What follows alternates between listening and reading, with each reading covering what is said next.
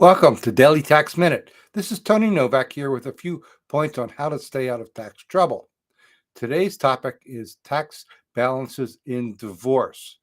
This is a very common situation, one of the most common that I find and I'm called in to help resolve.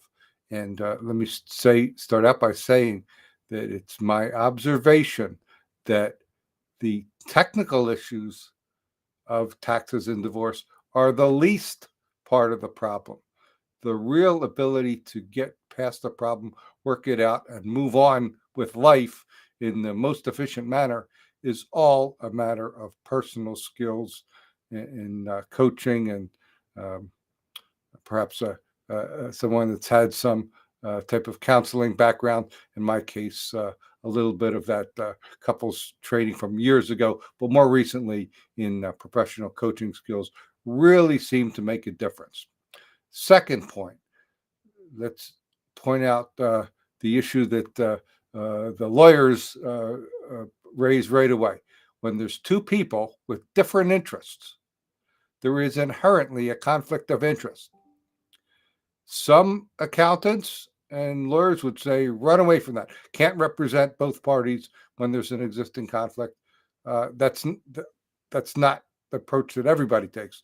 Some advisors, like myself, would say, let's take the very strong ethical approach and say, let's acknowledge the conflict of interest. Let's address it. Let's make sure that each party is aware of it and propose the most efficient solution. And if both parties agree, you can have one tax representative represent both parties. And I'll explain in a minute why that might be true. But the point, in the way that I get to that point, and because usually it starts off with both parties don't want to talk to each other, don't want to help each other, don't want it to have anything to do with each other, certainly don't want to have one party getting any information about the other. And so I take the approach that we want to get past this. Let me handle the IRS. Let's focus on keeping as much money in your bank account and less money going either to IRS or to the accountants. If you can get by with hiring one representative, that's better than hiring two in the long run. So that's the approach we take.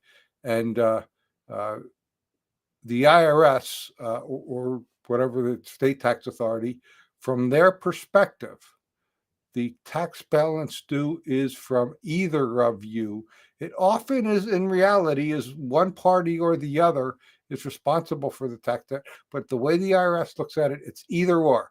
They'll take the money from either party uh, if they can get it. For example, if one spouse had a business that didn't pay wage taxes for years and owes a ton of money, that's a serious thing, a serious debt, and that perhaps is a contributing factor in the financial stress of the divorce, but then they get divorced, and a month later, the other spouse, completely not involved in the business, wins the lottery and has a big bunch of money.